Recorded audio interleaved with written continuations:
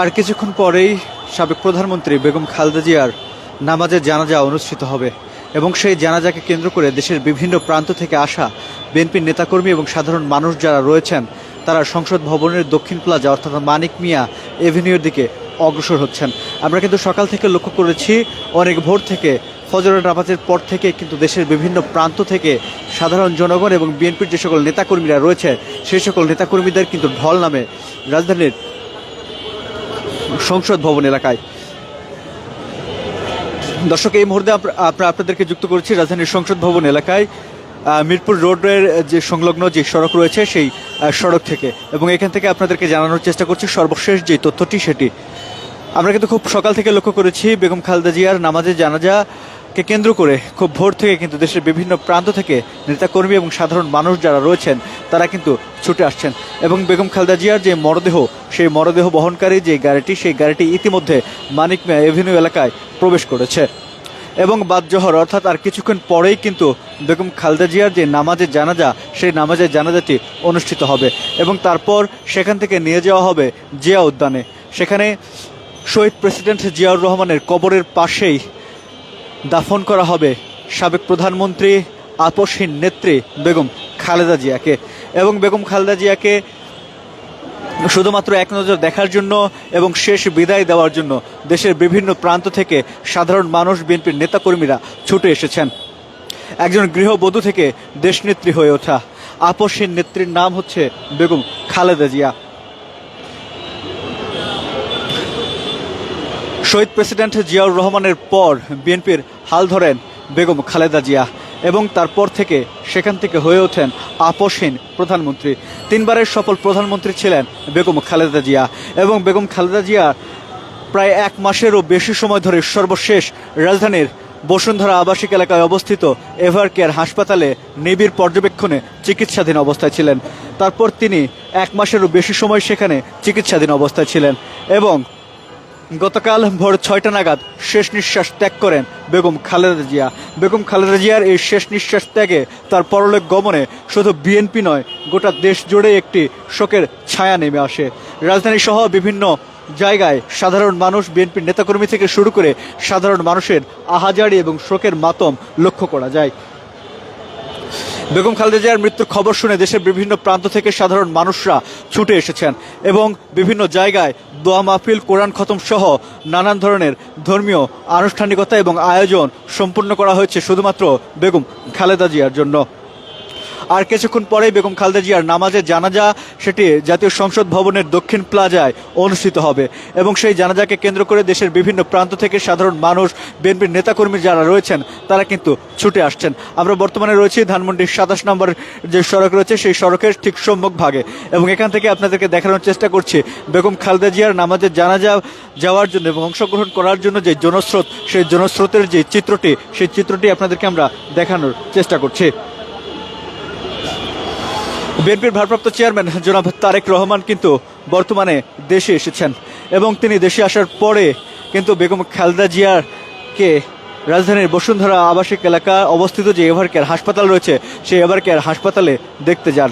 তবে জুলাই গণঅভ্যুত্থানের পর বিএনপির নেতাকর্মীরা যেমনটি বলছেন, জুলাই গণঅভ্যুত্থানের পর যখন একটি অবাধ ও সুষ্ঠু নির্বাচন হবে, গণতন্ত্র পুনরুদ্ধারকারী হিসেবে খ্যাত, আপসহীন নেতা হিসেবে খ্যাত যে বেগম খালেদা জিয়া যখন একটি অবাধ সুষ্ঠু নিরপেক্ষ নির্বাচন দেখবেন এবং সেই ঠিক নির্বাচনের আগ মুহূর্তে তিনি পরলোক গমন করলেন, যার কারণে কিন্তু বিএনপি সহ সাধারণ মানুষ যারা রয়েছেন, যারা গণতন্ত্রের পক্ষে এবং যারা দেশের মানুষের পক্ষে, সেই সকল মানুষের মধ্যে কিন্তু এক অত্যন্ত শোকের ছায়া দেখা গিয়েছে। তিনবারের সফল প্রধানমন্ত্রী ছিলেন বেগম খালেদা জিয়া। তবে বেগম খালেদা জিয়া শুরু থেকে রাজনীতির সাথে যুক্ত ছিলেন না, একজন গৃহবধূ ছিলেন। তার স্বামীর মৃত্যুর পরে তিনি রাজনীতির হাল ধরেন বিএনপির এবং তারপর থেকে সেখান থেকে হয়ে ওঠেন বিএনপির আপসহীন এক নেত্রী এবং তিনি কখনো দেশের সাথে দেশের মানুষের সাথে দুর্নীতি করেননি, কখনোই দেশের মানুষের জন্য বা দেশের জন্য ক্ষতিকর হবে এমন কোনো সিদ্ধান্ত গ্রহণ করেননি। সবসময় অন্যায় অবিচারে চোখে চোখ রেখে কথা বলেছেন। সেই নেত্রী বিএনপির চেয়ারপারসন বেগম খালেদা জিয়ার এই পরলোক গমনে গোটা দেশ জুড়ে এক শোকের মাতম তৈরি হয়েছে। আমরা দেখেছি দেশের বিভিন্ন প্রান্ত থেকে মানুষজন ছুটে আসছেন শুধুমাত্র বিএনপির চেয়ারপারসন বেগম খালেদা জিয়াকে শেষ বিদায় জানানোর জন্য। এই মুহূর্তে যে চিত্রটি দেখতে পাচ্ছেন সেটি মিরপুর যে সড়ক রয়েছে সেই মিরপুর সড়কের চিত্র, এবং এখান থেকে আপনাদেরকে দেখানোর চেষ্টা করছি বিএনপির চেয়ারপারসন বেগম খালেদা জিয়ার জানাজায় অংশগ্রহণের জন্য দেশের বিভিন্ন প্রান্ত থেকে যে সকল সাধারণ মানুষজন আসছেন তাদের সর্বশেষ চিত্রটি।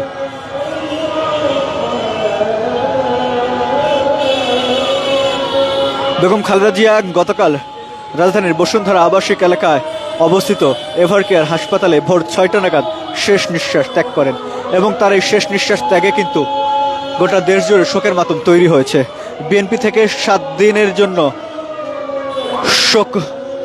শোক পালনের ঘোষণা দেওয়া হয়েছে, এবং এই সময়ে বিএনপির যত কার্যালয় রয়েছে, কেন্দ্রীয় কার্যালয় থেকে গুলশানস্থ কার্যালয়, সবকটি কার্যালয়ে পতাকা অর্ধনমিত থাকবে, এবং শোকের পতাকা, কালো পতাকা কিন্তু সেখানে টাঙানো হবে। বুকে কালো বেছে ধারণ করে বিএনপির নেতাকর্মীরা কিন্তু আসছেন মানিক মিয়া এভিনিউকে কেন্দ্র করে, কেননা এখানেই বিএনপির চেয়ারপারসন বেগম খালেদা জিয়ার নামাজে জানাজা অনুষ্ঠিত হবে। আর কখনোই বিএনপির চেয়ারপারসন বেগম খালেদা জিয়া দেশের জন্য, দেশের মানুষের জন্য এসে আর কথা বলতে পারবেন না। তিনি পরলোক গমন করেছেন, চিরদিনের জন্য দেশ থেকে বিদায় নিয়েছেন। দেশের পক্ষে কথা বলা, দেশের মানুষের পক্ষে কথা বলা, এক বজ্রকণ্ঠ থেমে গেল চিরদিনের জন্য। রাজধানীর বসুন্ধরা আবাসিক এলাকার সংলগ্ন এভারকেয়ার হাসপাতালে 1 মাসেরও বেশি সময় ধরে নিবিড় পর্যবেক্ষণ কেন্দ্রে চিকিৎসাধীন অবস্থায় ছিলেন তিনি। চিকিৎসাধীন অবস্থায় থাকাকালীন তাকে উন্নত চিকিৎসার জন্য দেশের বাইরে নেওয়ার পরিকল্পনা করা হয়, তবে তার শারীরিক অবস্থায় এতটা অবনতি ছিল যে এয়ার অ্যাম্বুলেন্সে করে তাকে দেশের বাইরে নেওয়ার মতো অবস্থাও ছিল না, এবং সেই জন্য কিন্তু যে সকল চিকিৎসকরা যারা ছিলেন দেশ এবং দেশের বাইরে গঠিত যে মেডিকেল বোর্ড, সেই মেডিকেল বোর্ড কিন্তু সিদ্ধান্ত নেয় যে বেগম খালেদা জিয়াকে দেশের বাইরে না নেওয়ার। যদিও 2বার সিদ্ধান্ত হয়েছিল এভারকেয়ার হাসপাতাল থেকে বেগম খালেদা জিয়াকে দেশের বাইরে নিয়ে যাওয়া হবে উন্নত চিকিৎসার জন্য, তবে সেটি আর সম্ভব হয়ে ওঠেনি, কেননা তার শারীরিক যেই অবনতি, সেই অবনতির কারণে এয়ার অ্যাম্বুলেন্সে করে এত দূরে জার্নি করা তার পক্ষে সম্ভব হবে না।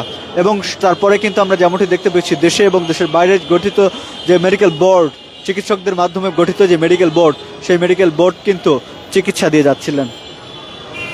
তবে বেগম খালেদা জিয়াকে ফিরিয়ে আনার সম্ভব হয়নি। 80 বছর বয়সী মহিষী নারী আপসীর নেত্রী বেগম খালেদা জিয়া পরলোক গমন করেন রাজধানীর বসুন্ধরা আবাসিক এলাকায় অবস্থিত এভারকেয়ার হাসপাতালে গতকাল ভোর 6টায়। বিএনপির যে সকল নেতাকর্মীরা রয়েছেন তারা যেমনটি জানাচ্ছিলেন যে দেশ আজকে এক রাজনৈতিক অভিভাবক শূন্য হলো, এবং বেগম খালেদা জিয়ার যেই এই শূন্যতা আসলে কোনোভাবেই কোনো দিক থেকেই পূরণীয় নয়।